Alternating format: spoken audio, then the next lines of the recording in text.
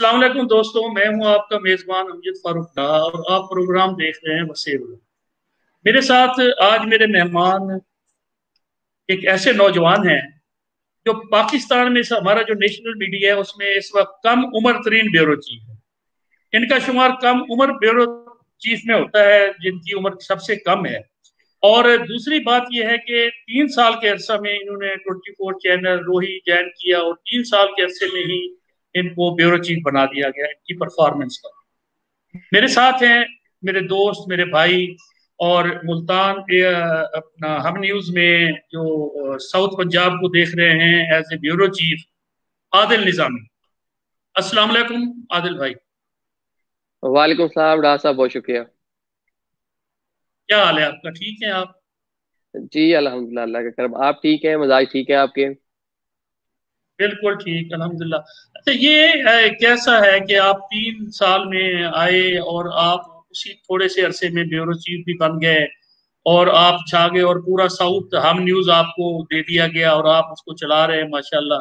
और आपकी जो आला इंतजामिया वो भी बहुत मुतमईन है और लोग भी मुतमईन हैं। तो इसकी कोई थोड़ी सी तारीख तो बताएं कि आपने कैसे ये सहाफत में कैसे आए, और शुरू से शौक था या कोई इंजीनियर डॉक्टर बनने का शौक था, कैसे आप सहाफत में आए और यहाँ आपने काम किया और इतनी जल्दी आप इस मकाम पर पहुंच गए इस कम उम्र में, सर?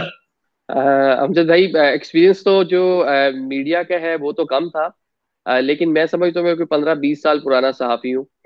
जब से मैं स्कूल लाइफ से ही मुझे न्यूज़पेपर पढ़ने का, करंट अफेयर के प्रोग्राम्स देखने का, इवन जितनी भी मूवमेंट चली that time I was in school, जब इफ्तिखार मोहम्मद चौधरी की पूरी जो मूवमेंट चली, वकला की तहरीक चली, उसके बाद पूरा जो डेमोक्रेसी की रिवाइवल थी पाकिस्तान में, वो सब मैंने टीवी पर विटनेस की।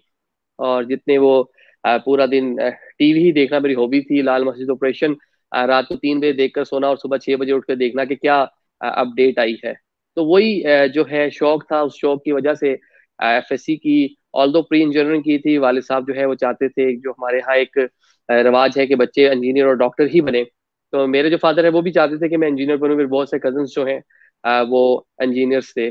तो वाले साहब अक्सर उनका जूठा पानी पिलाते थे कि यार इसको जूठा पानी पिलाया करो, तो शायद इसमें भी कोई जम्स आ जाए और ये भी इंजीनियर बन जाए। लेकिन अनफॉर्चुनेट है, 2010 में फ्लड था पूरे साउथ रीजन में बहुत ज्यादा। और एक जो सबसे अहम बात है, मेरे पेरेंट्स का एक ही बेटा था, तो मुझे अलाउ नहीं था कि मैं मुल्तान से कहीं और जाके अपनी स्टडीज को कंटिन्यू करूँ। तो यहाँ चंद एक ही जामियात हैं, जामिया जकरिया थी, एनएफसी थी, मैंने वहाँ पे इंजीनियरिंग में अप्लाई किया। लेकिन अनफॉर्चुनेट कि मेरा एडमिशन नहीं हो सका। फिर उसके बाद बीबीए था, इस तरह की बाकी जो चीजें थी काफी थी, बीएसआईटी वगैरह जहाँ एडमिशन हो रहा था। लेकिन फिर मैंने घर वालों से रिक्वेस्ट की थी कि मुझे मेरा जो शौक है वो पूरा करने दिया जाए और मुझे मैथ कम्युनिकेशन में एडमिशन लेने दें, ताकि मैं जो मुझ में एक शौक है मैं उसके अंदर आगे बढ़ सकूं और कुछ कर सकूं। तो वो उनकी बड़ी मेहरबानी है पेरेंट्स की कि वो मान गए। उस टाइम मीडिया को भी बड़ा बूस्ट था। मीडिया जो पाकिस्तान में इलेक्ट्रॉनिक मीडिया है वो काफी ज्यादा तरक्की कर रहा था, फल फूल रहा पीरियड में। फिर मैंने जो है मैं मैथ कम्युनिकेशन में एडमिशन लिया। मैथ कम्युनिकेशन में एडमिशन जब लिया, क्लास में जो मेरे मार्क्स थे वो जितने भी मीडिया स्टडीज के सब्जेक्ट थे उसमें तो बहुत अच्छे होते थे, लेकिन बाकी सब्जेक्ट में उतने अच्छे नहीं होते थे। अल्हम्दुलिल्लाह 2014 में मैंने जामिया जकरिया से मैंने बीएस मैथ कम्युनिकेशन किया। तो जो है जो टीचर्स थे, बल्कि एआरवाई के ब्यूरो चीफ भी रह चुके हैं, ताहिर महमूद साहब, वो हमारे टीचर थे, हमें पढ़ाते थे। तो वो अक्सर क्लास में कहते थे कोई कॉलम लिखें, तो वो कॉलम वगैरह लिखने का इत्तेफाक होता था। तो वो मेरा जो कॉलम था वो सब बच्चों को कहते थे यार ये पढ़ें, ये थोड़ा सा नजदीक तरीन है, अच्छी अच्छा पीस ऑफ राइटिंग है। तो वो जो इंटरेस्ट था वो चलता आया, वो आगे उसको कंटिन्यू किया। अमूमन जो अक्सर मैं ये बात बहुत सी जगहों पे मैं बात कोट कर चुका हूँ। जब मैं रोही टीवी में प्रोग्राम कर रहा था, तो एक दिन हामिद मीर साहब से मैंने फोन पे बात की और मैंने कहा जी मुझे आपको प्रोग्राम में लेना है। तो सुबह सुबह के टाइम पे हमने रिकॉर्डिंग ही करनी थी। जिन दिनों वो जो हल्फनामे में कुछ तरमीम वाला इशू चल रहा था, तो मीर साहब अभी सो के उठे थे। मैंने उनको कहा सर आपने बहुत से लोगों को ना खराब किया है। तो वो कहते जी कैसे मैंने खराब किया है? तो मैंने कहा जो भी बच्चा मैथ कम्युनिकेशन करने जो है यूनिवर्सिटी जाता है और जैसे ही एडमिशन लेता है, तो वो समझता है कि मैंने हामिद मीर बनना, और बस ये मैंने एडमिशन लिया और मैं हामिद मीर बन गया। लेकिन उनको इतना नहीं पता होता कि इसके पीछे कितनी स्ट्रगल है, कितना काम है, कितनी मेहनत है।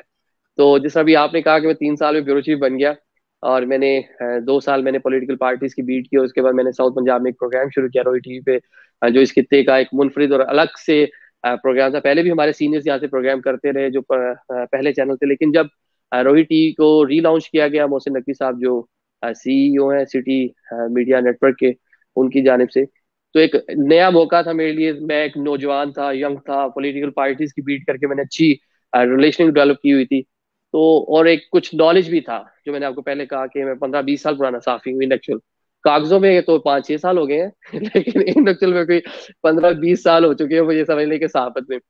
तो वो जो सारी चीजें मेरे पास थी, उनको फिर स्क्रीन पे बैठ के लोगों तक पहुंचाने का मौका मिला, लोगों के साथ इंटरेक्शन का मौका मिला, और उसको बड़े अच्छे से आगे जो है वो चलाया। और अल्लाह मियां ने इतनी इज्जत दी कि मुझे याद है 2 साल और 11 माह बाद में नेशनल टीवी चैनल है हम टीवी, उसका bureau chief south Punjab Nadeem Raza साहब उस टाइम डायरेक्टर न्यूज थे, और मुस्तनसर सलैरी साहब थे।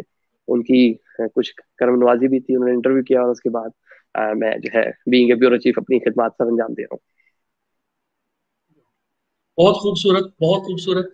ये मुल्तान से ही आपने अपना आगाज किया है, और मुल्तान में ही आप अपना काम कर रहे हैं, और इसी दौरान आपको मेरे ख्याल में बाहर जाने का भी इत्तेफाक हुआ है। तो वो किस सिलसिले में, आप इस जर्नलिज्म के सिलसिले में आना जाना रहता है, या कोई और आपका इसमें रहा है?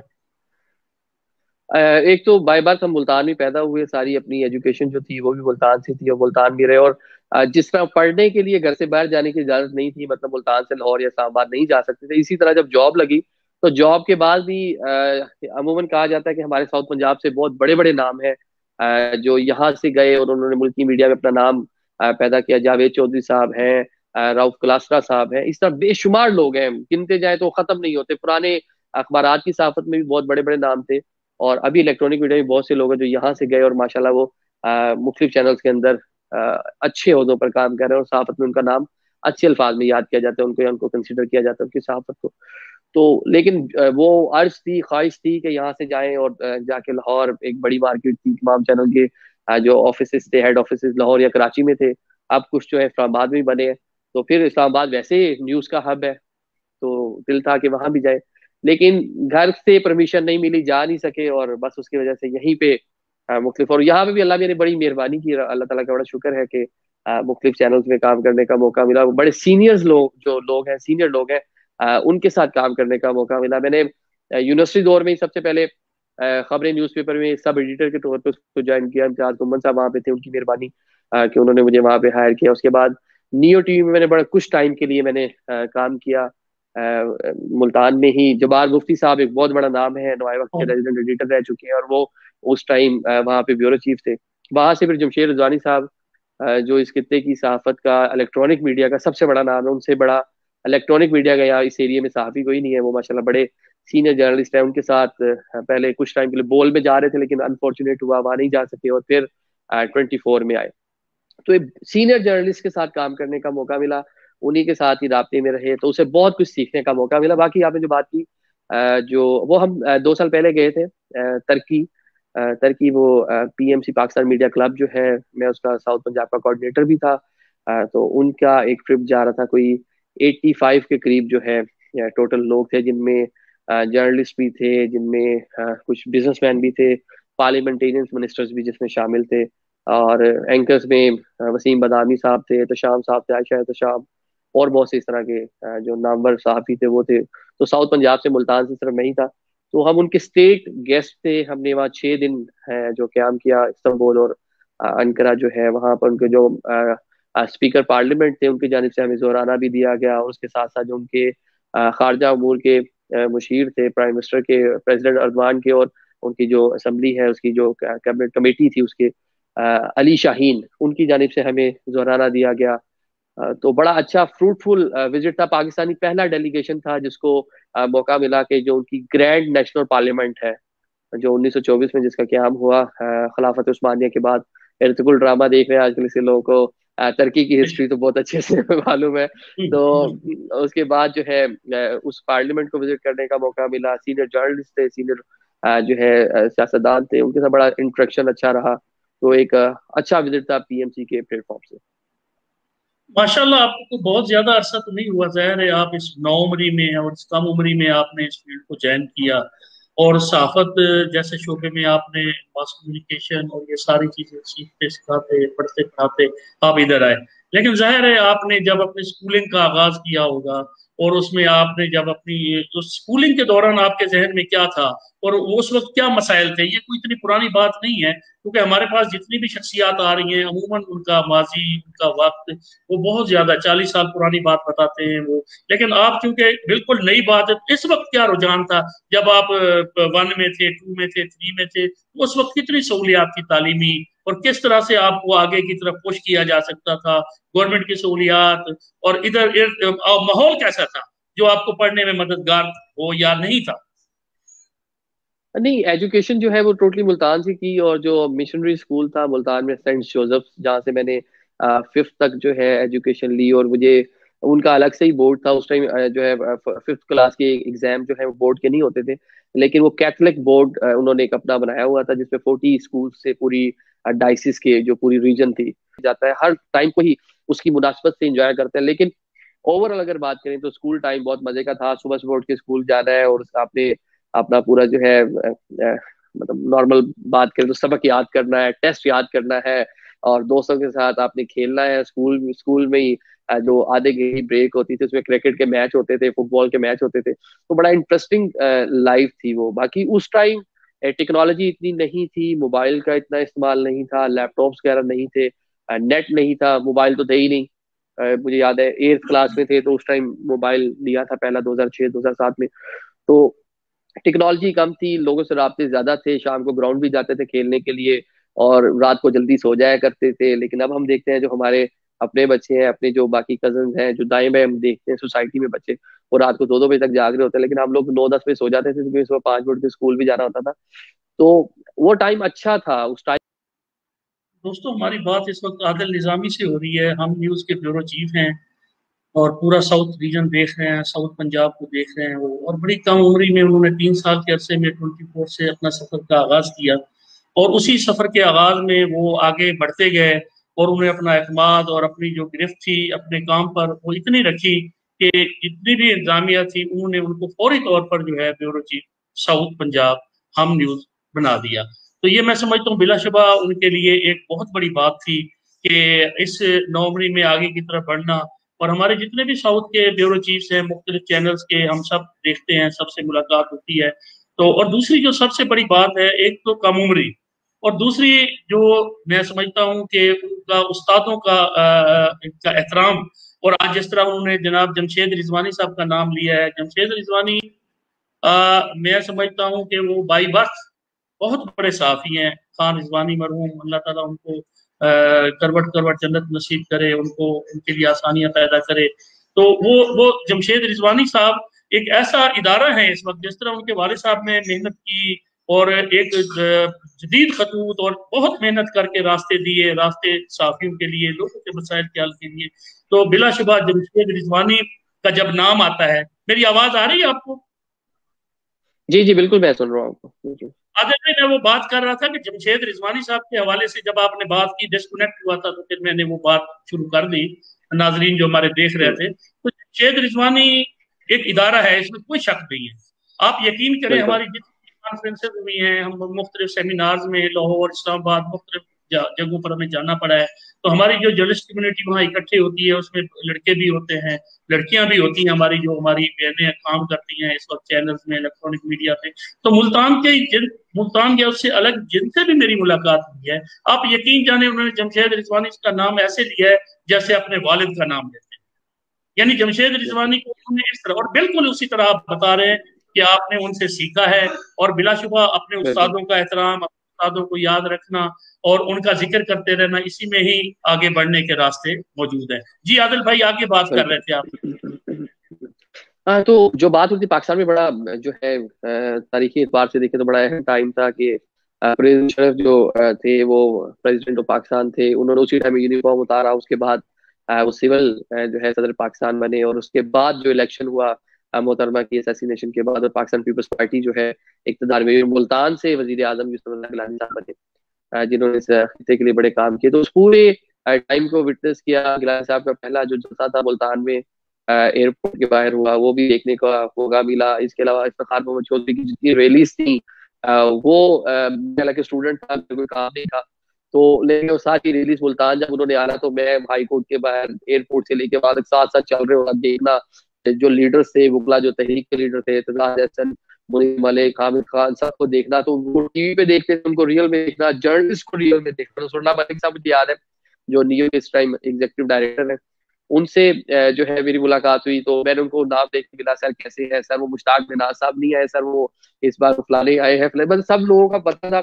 तो उन चीजों ने भी बड़ा एक अहम रोल प्ले किया कि अट्रैक्ट किया मुझे इस शोबे ने, इस मतलब कि मैं सहाफी बनूं और जाके जो है काम करूं। और फिर जब काम स्टार्ट किया, तो उस टाइम भी बड़ा हर जगह आइडियाज होते थे, नई से नई चीज करने की कोशिश करते थे।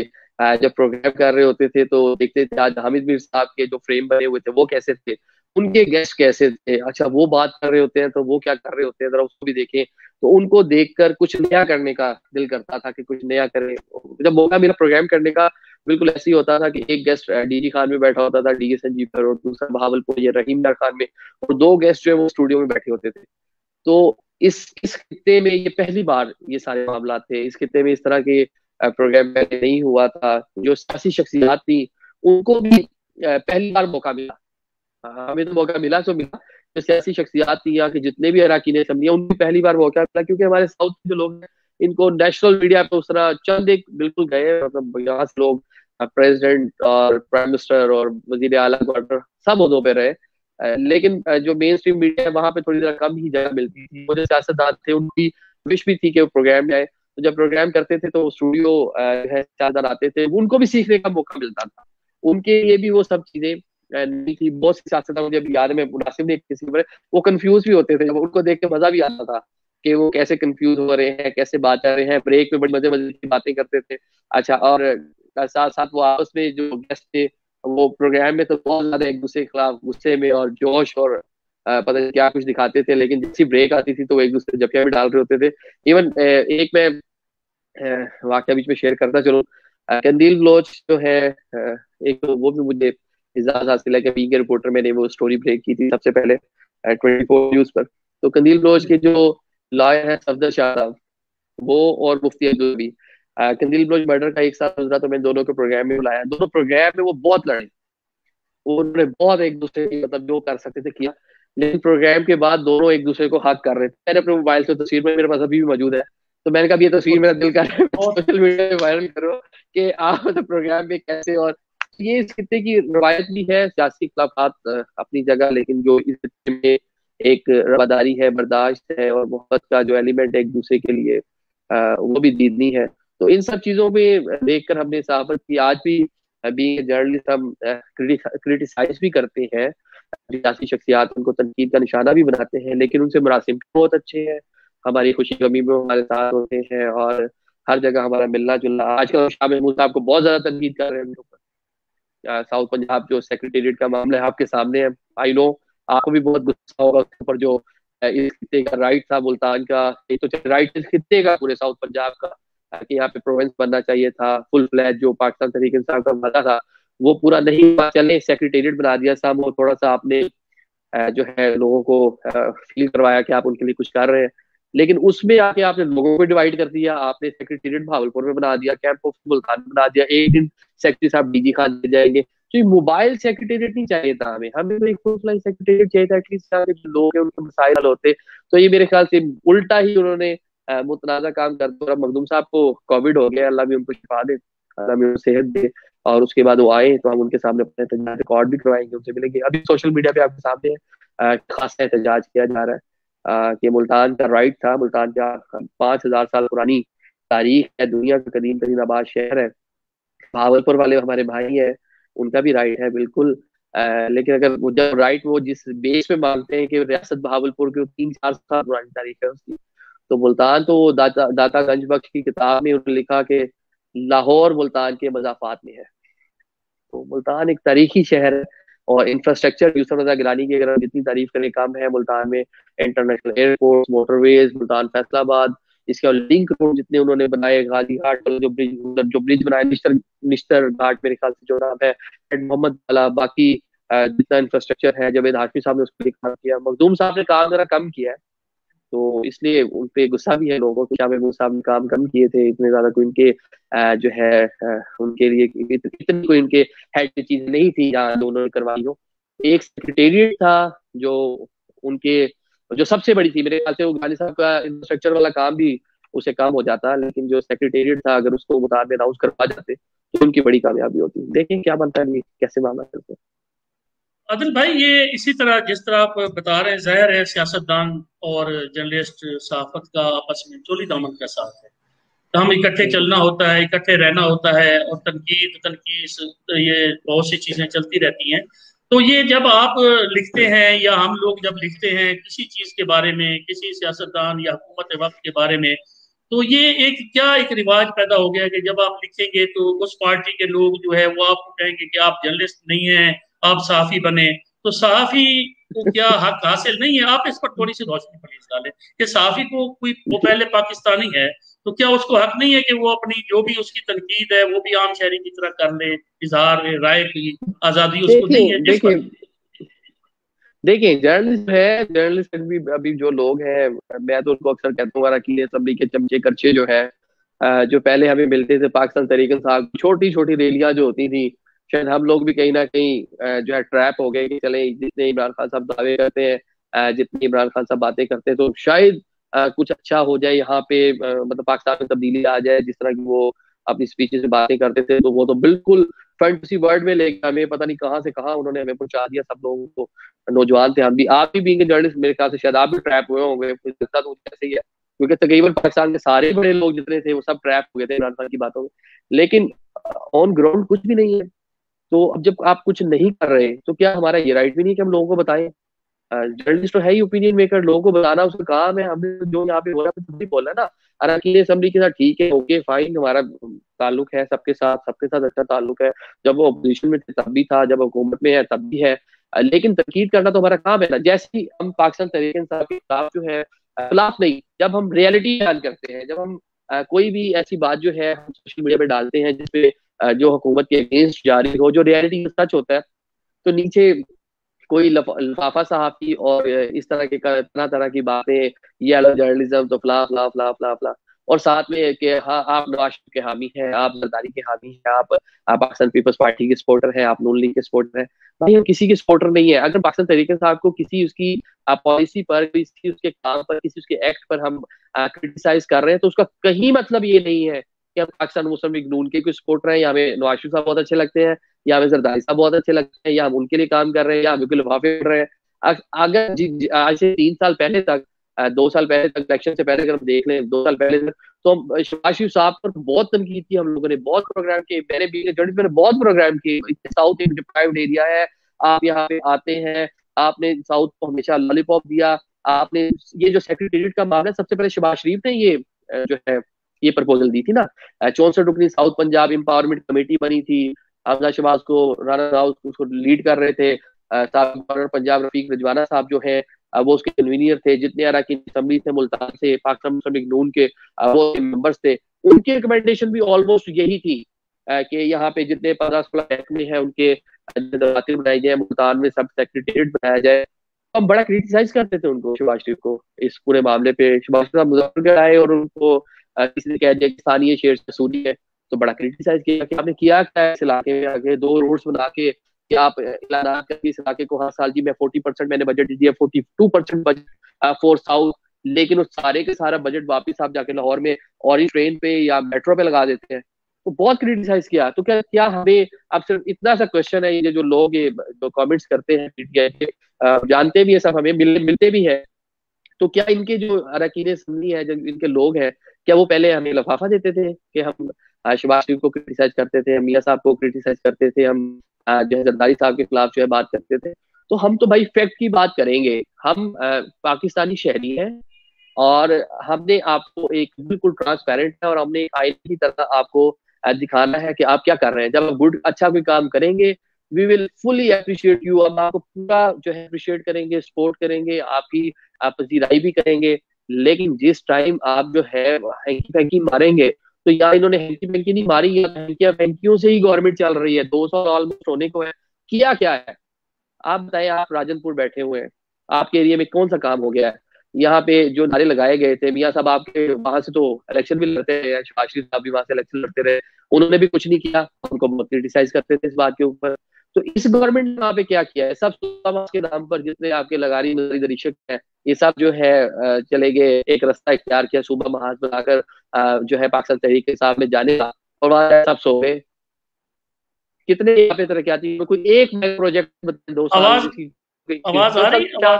आपने तो बोलते आवाज आ रही है? इनोग्रेशन कर चुके हैं, लगा के अपनी फीता। आवाज मेरी आ रही है आपको?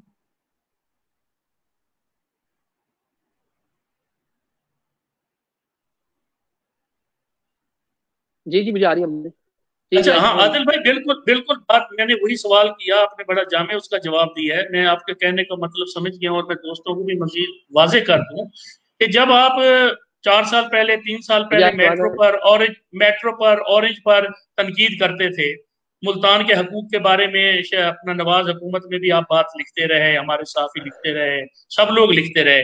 अगर वही साफी आज फिर कोई हुकूमत जी वक्त पर तनकीद जी, बिल्कुल करते मुझे हैं आपकी तो आवाज आ रही उसको है, आपको मेरी उसको आवाज आ रही है? आ रही है, आवाज आ रही है। मेरी आ रही है आवाज? मेरी आवाज आ रही है आपको? दोस्तों, आप देख रहे हैं सेब रंग, और आज की मेहमान शख्सियत हमारा नौ उमर bureau chief south Punjab Adil Nizami हमारे साथ हैं। और आदिल निज़ामी हमें बता रहे हैं कि जितनी भी तनकीद, और अगर अखबारात में, चैनल्स पर किसी किस्म की भी कोई तनकीद हुकूमत वक्त पर होती है, और साफ़ी का काम है लिखना, जो वो देखता है वो लिखता है। जब वो ये करता है, उस पर अगर कोई फॉलोअर्स हैं किसी भी जमात के, वो उस पर तनकीद शुरू कर दें और उसको लिफाफा जर्नलिस्ट हैं, तो ये जो रूटीन है ये नहीं होनी चाहिए। आदिल का, हमारा हमारा सबका यही मौकफ है कि सहाफ़ी को ईमानदारी से साफत करनी चाहिए, जो उसको नजर आ रहा है वो उसको करने दें।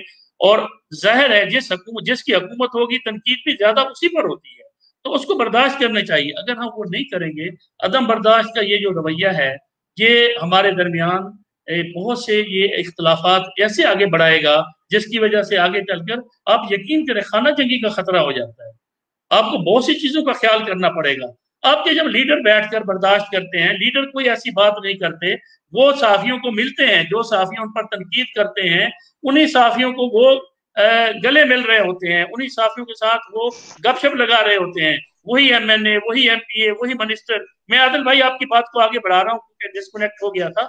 तो मैं ये बता रहा था कि हमारे मिनिस्टर जिस पर आप तनकीद करते हैं, हुकूमत वक्त पर में जो मौजूद होते हैं, उन पर हमारा साफी अगर तनकीद भी करता है, तो उस तनकीद के बावजूद वो मिनिस्टर, वो एमएनए, वो एमपीए साफी से उसी तरह अपने ताल्लुकात कायम रखता है, वो नाराज नहीं होता। लेकिन उसका फॉलोअर क्यों नाराज हो जाता है? वो बहुत जल्दी उसको सोशल मीडिया पे क्रिटिसाइज करना शुरू कर देता है, उसको बहुत ज्यादा इस बात से तकलीफ होती है। तो ये रिवाज वाकई खत्म होना चाहिए। आवाज आ रही है मेरी? जी मुझे आपकी आवाज आ रही आ, है, आपको मेरी आवाज आ आ रही है? रही है, आ रही। अच्छा, अब हम मैं अगले मरहले में, क्योंकि हमारा टाइम हमने इस तरह से रखा हुआ है, तो मैं ये चाहूंगा कि आप ये बताएं कि हमारी सहाफत में जिस वक्त इस वक्त जो हमारी जर्नलिज्म हो रही है, हमारी जो सहाफी कम्युनिटी है, जाहिर है हम अपने हकूक की जंग के लिए लड़ते हैं। हमारी इतनी कई सौ तंजीमें हैं जो बनी हुई हैं, उनके बहुत से हजारों लाखों अहदेदार मौजूद हैं।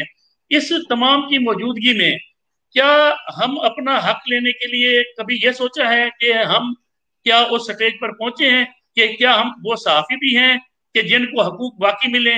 इसमें गवर्नमेंट को क्या करना चाहिए कि कोई ऐसा क्राइटेरिया नहीं होना चाहिए कि ये जो साफी है इसके लिए ये क्राइटेरिया है, ये एक छाननी है, ये छलनी है, उसके गुजरने के बाद ये बंदा जो है ये साफी है।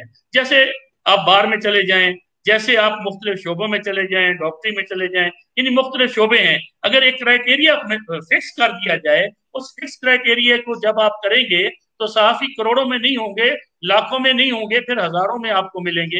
हर शहर में वो लोग नजर आएंगे जो उसकी क्राइटेरिया को फुल करते होंगे, और फिर तब जाके आपको वो हकूक भी मिलेंगे, वो प्लाट्स भी मिलेंगे, जो आपका हक बनता है वो, और वो तनख्वाह भी मिलनी चाहिए। तो ये इस पर बताएं कि आखिर कहाँ ये ऐसा मसला है कि सहाफत में लोगों को फारिग कर दिया जाता है, एक ही मिनट में नोटिस देकर उसको निकाल दें चैनल से, अखबार से, और दूसरी तरफ आप देखें तो सहाफी तंजीमें अपने हकूक के लिए लड़ रही हैं, उनको कोई पूछने वाला नहीं है। कहाँ कमी है, कहाँ गैप है, कहाँ एक ऐसी स्पेस है कि बात आगे बढ़ नहीं। अगर भाई सूरत हाल इंतहाई जो है अफसोसनाक है। अगर हम बात करें वर्कर की, जो सहाफी हैं, जो जर्नलिस्ट हैं, उनका इत्तेसाल तो हो ही रहा है, लेकिन जो मालिकान है वो भी परेशान है। आपको पता होगा 113-14 दिन हो गए मीर शकील साहब जेल में है, और ताहाल उनके ऊपर जो है मुकदमा भी दर्ज नहीं हो सका। और कितने साल पुराना केस है वो भी सबको पता है। और उससे पहले जो है अपनी स्पीचेस के अंदर जो मौजूदा प्राइम मिनिस्टर पाकिस्तान है वो क्या कुछ कहते रहे हैं, उनके बारे में किन अल्फाज में अपना जो राय देते रहे हैं, वो भी सबके सामने है। तो उसके बाद इस तरह का विक्टिमाइज किया जा रहा पाकिस्तान के मीडिया मालिकान को। और आज जो है अभी कुछ देर कबल मोहसिन नकवी साहब जो सीईओ है 24 न्यूज चैनल के, उन्होंने अपने ग्रुप के अंदर मैसेज किया है कि 965 जो 24 न्यूज के एम्प्लॉयज हैं, क्योंकि 24 न्यूज को भी मुख्तलिफ हीले बहाने से जो है उसकी नशरियात को मुअत्तल किया गया, तो 965 लोगों को उन्होंने कह दिया कि मैं मजबूर हूँ, 1 महीने का नोटिस पीरियड है, मैं 24 चैनल शट डाउन कर रहा हूँ, मैं ये हुकूमत की ब्लैकमेलिंग में नहीं आ सकता, मैं जो जर्नलिज्म है वो कर रहा था, लेकिन हुकूमत जो है वो नहीं करने दे रही हमें। मामलात को बारहा जो है फीसिस और बारहा ड्रामा जो है हुकूमत की जानिब से तंग किया जा रहा है हकाइक बयान करने पर। तो ये तो मालिकान की बात होगी। वर्कर वो तो पिछले जब से पाकिस्तान तहरीक इंसाफ की गवर्नमेंट आई है उसका तो पूछे ही ना हाल क्या है। सैलरीज के अंदर कट लग गए, हमारे हजारों, अब तो सैकड़ों से बढ़ के हजारों कहा जाए, क्योंकि अखबारात के अखबारात बंद हो गए, स्टेशन के स्टेशन बंद हो गए, हजारों सहाफी जो है बेरोजगार हो चुके हैं। तो ये किसकी हुकूमत में हुए हैं? ये उसकी हुकूमत में हुए हैं जो इमरान खान साहब कहते थे कि मुझे यहाँ तक पहुंचाने में सबसे ज्यादा अहम जो रोल है वो मीडिया का है। उनके जलसे, उनका 126 दिन का धरना जो है जिसमें 200 लोग नहीं बैठे होते थे, और इमरान खान साहब मॉर्निंग वॉक भी उसी पे करते थे, इवनिंग वॉक भी उसी पे करते थे, को जो है टहलते भी उसपे थे, और जो वो बोलते थे वो सब जो है लाइव मीडिया उसको दिखा रहा होता। तो इमरान खान साहब को वो दिन याद करने चाहिए। अब बाकी इनके अरकान असम्बली, इनके मिनिस्टर्स, फैसल वाटा को देखें, उन्होंने किस तरह मुबशिर जैदी के खिलाफ, मुस्तफा खान के खिलाफ, ओमर चीबा के खिलाफ किस तरह के वर्ड्स इस्तेमाल किए हैं, किस तरह का स्टेटस लगाया है। अच्छा, उनको छोड़ दें, इवन अब जो इनके अरकान असम्बली और जो इनके एमएनए मिनिस्टर्स हैं, जिस तरह की जो तजहीक, उनका जो रवैया है सहाफियों के साथ, आप शहबाज गिल को देख लें, आप इवन जो वफाकी वजीर रह चुके हैं आपके फवाद चौधरी साहब, उनका रवैया सहाफियों के साथ देख लें, ये तो अफसोसनाक है। ये लोग, ये हमें तो माजरत के साथ इन लोगों की औकात पता है। मैं बड़ा सख्त वर्ड यूज कर रहा हूँ। ये जो इनके जो लोग हैं, ये जो शहबाज गिल टाइप लोग हैं, जो मुल्तान में या साउथ पंजाब में अगर कोई इस टाइम इनका मिनिस्टर बना हुआ है, वो कहीं आसमान पर पहुंचा हुआ, हमें इनकी औकात पता है इन सबकी। ये किस तरह धक्के खा के स्टेजों पे जाते थे, और ये किस तरह रैलीज निकालते थे, उनके क्या मामला थे, और किस तरह हमें रिक्वेस्टें करते थे मेहरबानी करके हमारा शॉट ले ले, हमारे पैकेज में हमें चला दें। और आज वो लोग जर्नलिस्ट से बदतमीजी कर रहे हैं। ये तो फिर एहसान फरामोश है ये लोग। जर्नलिस्ट ने इनसे पहले भी कुछ नहीं लिया था, अभी भी कुछ नहीं लेंगे, हम अपना काम कर रहे हैं। चैनल जो है अल्लाह करे कि उनके लिए हालात बेहतर हो, साजगार हो। नहीं तो आप जिस तरह माशाल्लाह मुझे लेके बैठे हुए, आपको कौन रोक सकता है?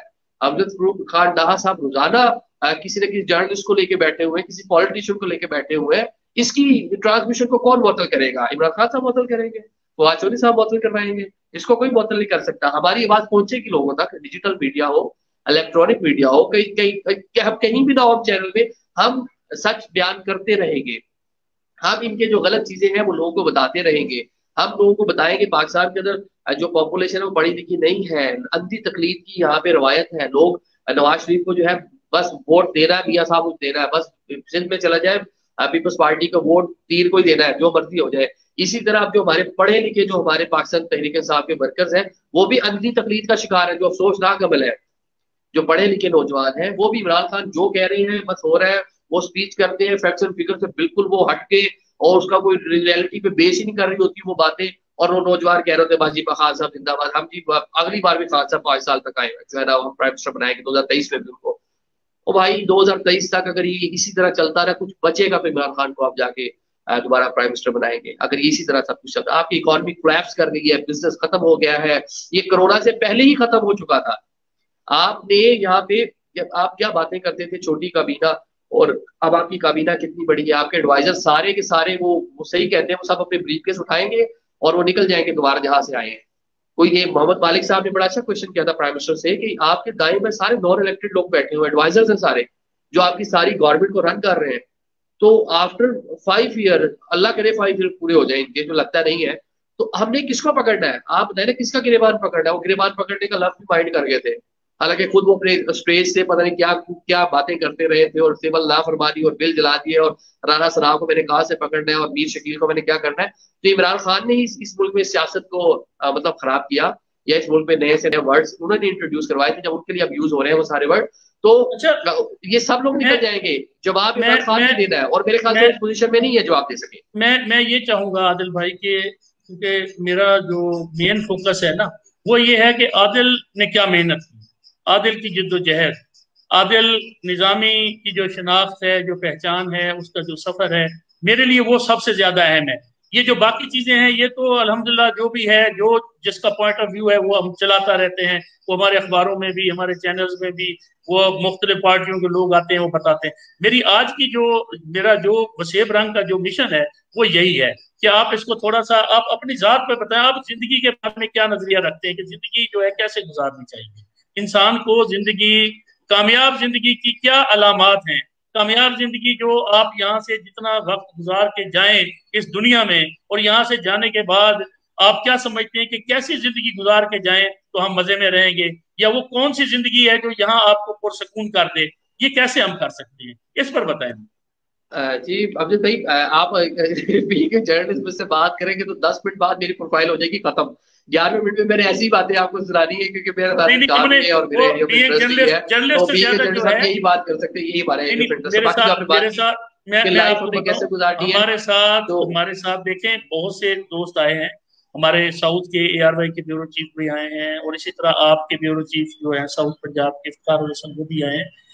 हम एक मैसेज ये देना चाहते हैं यहाँ पर, क्योंकि ये है पार्टियों का काम कि वो पार्टियां बताएंगी कि जनाब कौन अच्छा कर रहा है, कौन खराब कर रहा है, और दूसरा आपका चैनल बताएगा आपके थ्रू। जो मेरा वसेब रंग है वो ये बताएगा कि मैं आदिल को जो देख रहा हूँ कि आदिल ने as a bureau chief south संभाला है कम उम्री में, वो कौन सी ऐसी आपके अंदर सिफात हूँ कि जिस बेस पर चैनल में आप जाएं, अखबार में जाएं, तो वो आपको आगे के लेके आए और आपकी प्रमोशन होती जाए। आप उन स्किल्स का बताएं प्लीज।